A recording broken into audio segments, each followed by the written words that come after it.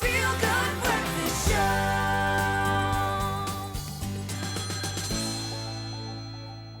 This is your Feel Good Breakfast Show, Expresso, and we're live on 3. Thanks for joining us on this Wednesday morning. This is your culinary hotline, so give us a call right now, 083-913-3728. If you have a cooking conundrum. Hey, Zola. Hello. What's happening? Not much. Listen, I've had many cooking conundrums in the kitchen. So We all have. 083-913-3728. We've got some that's coming through already. Remember, hashtag Ask Expresso.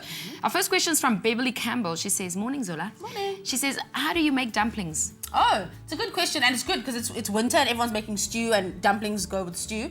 So there's two ways you can make them. So basically, they're just flour and a flavoring or herb or something, and some salt and some water, basically. So you have to use a leavening agent. So either yeast, or some people use baking powder if they don't want to sort of wait for it to rise. So basically, if you're using yeast, you make it like a bread dough, just a bit of a slacker bread dough, okay? And then you put it in sort of at the last quarter stage of cooking your stew, so it sort of absorbs the stew juices and sort of swells up.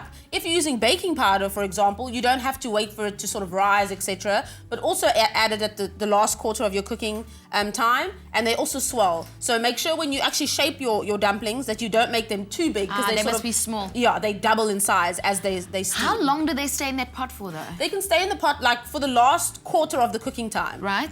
Just so that they cook through and they absorb the flavor.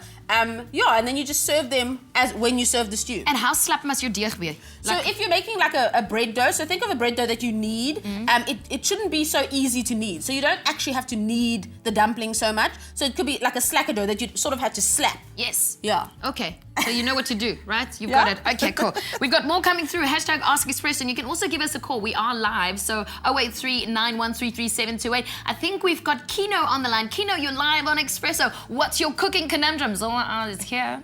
Hi Zola, hi Ilana. Hello, how are you? I can hear you. Zola, can you hear our I caller? can't hear Kino, but Okay, you tell me what he I'll tell says. you what Kino says. Kino, what's your question?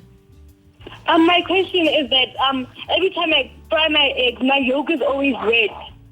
Oh. It's always runny, so I was wondering how to actually cook it properly. Ah, okay. Oh, it's always runny. I thought you said red for a second. No, I was it's like, runny. whoa. Okay, thanks so much for your question. How does Okay. she make sure? Okay, so what you can do is actually put a lid on the pan, okay? And then that'll sort of cook that top layer. But if you do want sunny side up eggs, my tip to get well, you want a runny yolk if you want sunny side up, but sometimes, I'm the same way. I don't like that goopy white bit, So what I do is I cook the eggs at a very low temperature, because what people sometimes do is they fry eggs very quickly, then the white sort of cooks and becomes crispy, and then the yolk's not very cooked. But if you want hard eggs, like I think that she wants, just put a lid on top of the eggs, and they will steam at the same time as they fry. Okay, but do you turn the heat up very high? No, I would do low. I like Okay. to fry eggs on a low temperature. All right. Yeah. All right. Okay. That's really good advice. So we're standing by for more of your calls. 083-913-3728. We'll be taking more of your calls. And remember, the show is until 8:30, so we've got lots of time. 083-913-3728 for your cooking conundrums. This is our culinary hotline with Zola.